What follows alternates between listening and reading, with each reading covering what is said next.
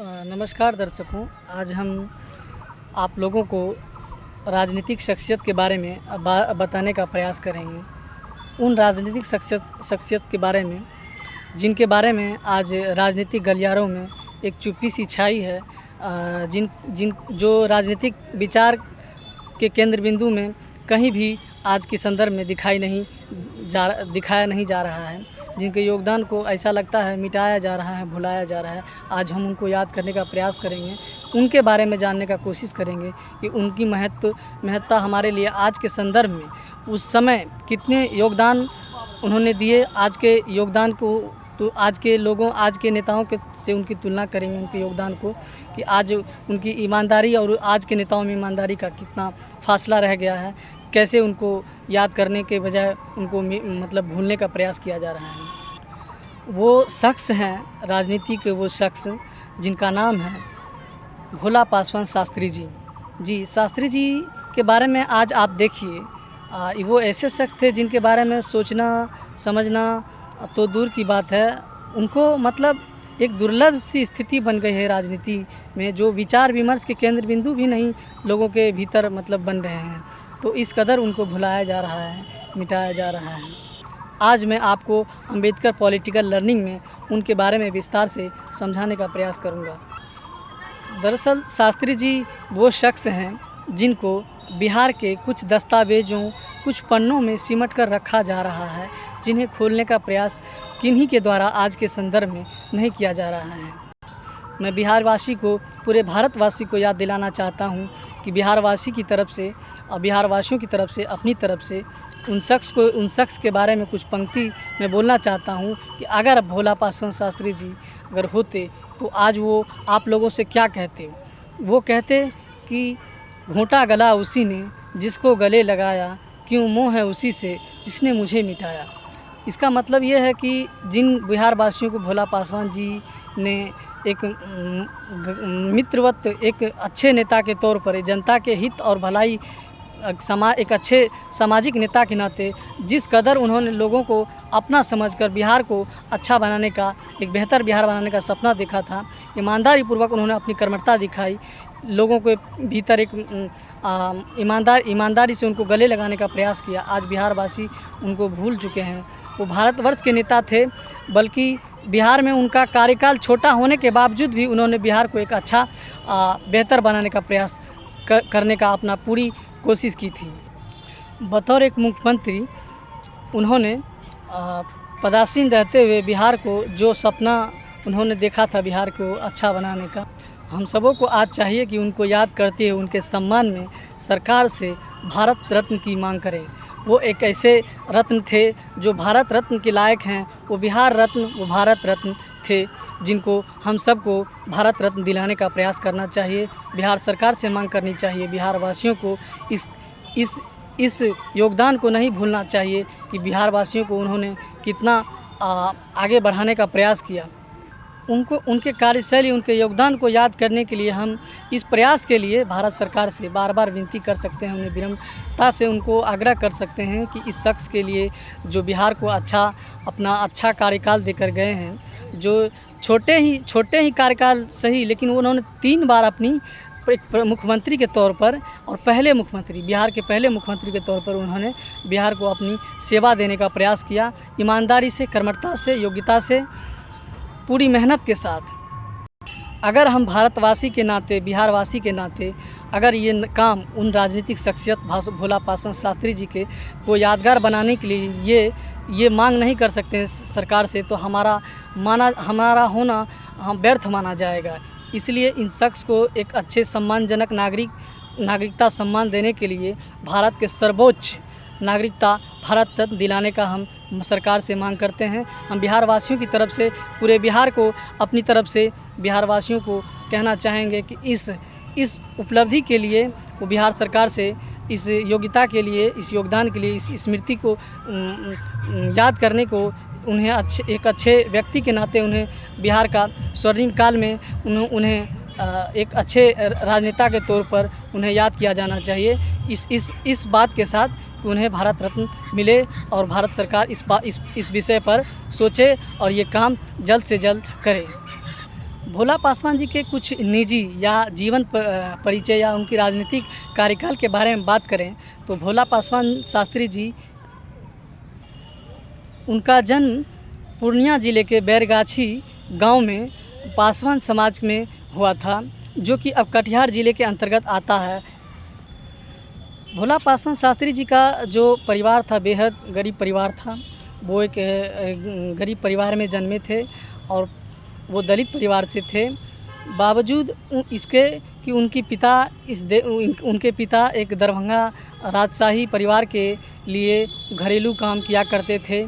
और तो भोला पासवान जी की जो पृष्ठभूमि थी, पारिवारिक पृष्ठभूमि, वो यही था कि वो एक राजशाही परिवार से संबंध रखते थे और बावजूद इसके वो गरीब थे। उनकी निर्धनता और ईमानदारी, वो एक मुख्यमंत्री के तौर पे भी उन्होंने बिहार को एक सेवा के रूप में, अवसर के रूप में उन्होंने निभाया। एक ईमानदार और व्यक्ति की पहचान उनके परिवार से ही आती है। वो कितना निर्धन थे और उनकी निर्धनता एक मुख्यमंत्री बतौर मुख्यमंत्री रहते हुए उस निर्धनता को उन्होंने झेला।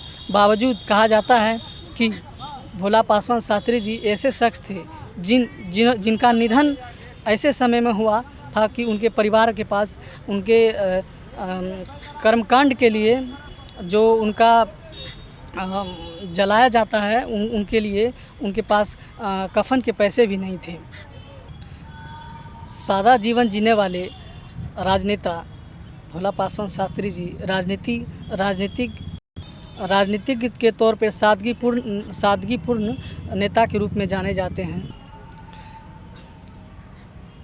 वो उनकी दुखद स्थिति आप इस अंदाज़ा से भी लगा सकते हैं जो उनके इतनी गरीबी, एक ईमानदारी के उनके इतने उनका इस बात से भी अंदाज़ा लगाया सकता है कि जो श्राद्ध कर्म के समय उनके परिवार के पास उनके श्राद्ध कर्म के लिए भी पैसे नहीं होना और इस तरह ईमानदारी के साथ छोटे छोटे कार्यकालों में भी बिहार को बेहतर बनाना और बिहार के मध्य में वो देश के लिए भी कितने महत्वपूर्ण हैं, ये इस बात से अंदाज़ा लगाया जा सकता है। बतौर मुख्यमंत्री के तौर पर उनकी राजनीतिक कैरियर की जो शुरुआत हुई थी, सबसे पहली बार जब वो मुख्यमंत्री पद पर आसीन हुए 1968 में, जब वो पहली बार मुख्यमंत्री बने तो वो 3 महीने के लिए मुख्यमंत्री पद पर मुख्यमंत्री पद पर बने रहे। दूसरी बार जब वो 1969 में 13 दिनों के लिए मुख्यमंत्री बने और तीसरी बार 1971 में 7 महीनों के लिए वो मुख्यमंत्री पद पर बने रहे, जिन्होंने 1968 से 1982 के बीच 3 बार मुख्यमंत्री पद पर रहे। अलग अलग छोटे छोटे कार्यकाल के बीच इस राजनीतिक उथल पुथल और उठापटक के बीच बनते बिगड़ते राजनीतिक परिणाम का जो फल उन्हें मिला वो हम सब के सामने है कि वो किस तरह अपनी मेहनत को अपने ईमानदारी पूर्वक एक राजनीतिक नेता के तौर पर कितना प्रयास किया। उस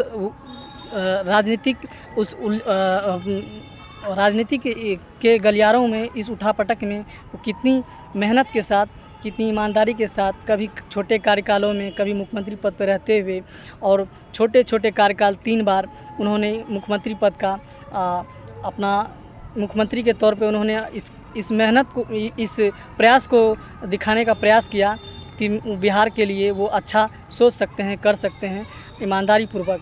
बावजूद उन्हें सफलता छोटे ही समय के लिए मिली, पर वो हमारे लिए बहुत महत्वपूर्ण है कि वो कितने हमारे लिए सजग और ईमानदार थे, जिसकी वजह से राजनीतिक एक अच्छे मुख्यमंत्री के तौर पे उन्हें कार्यकाल का समय मिला, लेकिन वो राजनीतिक उठापटक के बीच बहुत समय तक नहीं टिक पाए।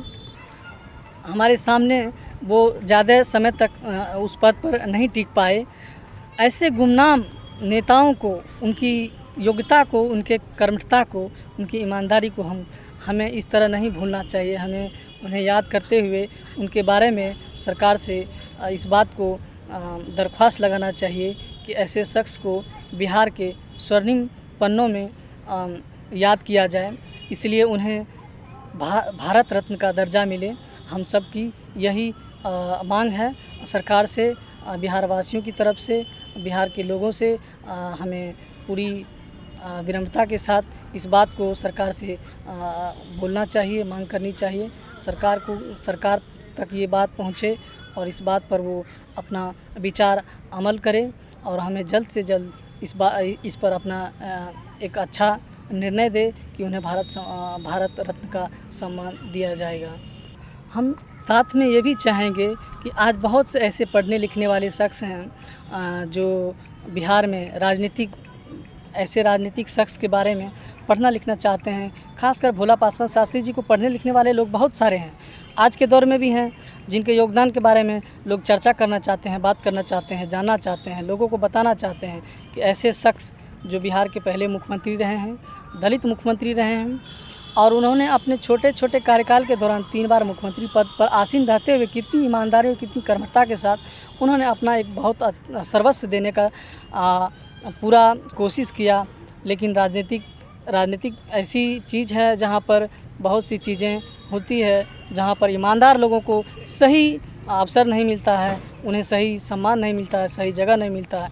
इस जिसका परिणाम हम आपको इस वीडियो के माध्यम से हमें बताना पड़ रहा है कि उनकी ईमानदारी के बारे में, उनकी योग्यता के बारे में, जिससे बिहार के लोगों के स्मृति से मिटाया जा रहा है। हम बिहार वासियों को भी याद दिलाना चाहते हैं कि उनके बारे में आप पढ़ें लिखें और उन लोगों को आप ढूंढें, उनको सरकार के माध्यम से उन्हें सपोर्ट कराने का प्रयास करें। जो उनके बारे में पढ़ना लिखना चाहते हैं, उन पर कुछ शोध करना चाहते हैं, उनके बारे में कुछ यादगार स्मृति, कुछ ऐसे पल बनाना चाहते हैं जिन्हें राजनीतिक नेताओं को आज सीखना चाहिए कि ऐसे शख्स जिन्होंने राजनीति में अपनी सेवा दी और उन्हें आज किस तरह लोग भूलते जा रहे हैं, उन्हें हमें याद करने की ज़रूरत है। इन्हीं शब्दों के साथ आप सभी लोगों का शुक्रिया, उन लोगों का भी शुक्रिया जो हमें देखना सुनना चाहते हैं, पसंद करते हैं और हमें सपोर्ट करना चाहते हैं। वो लोग हमसे बने रहें, उनसे जुड़े रहें। आप सबों का बहुत बहुत शुक्रिया। आपने सुना मुझे, बहुत बहुत धन्यवाद।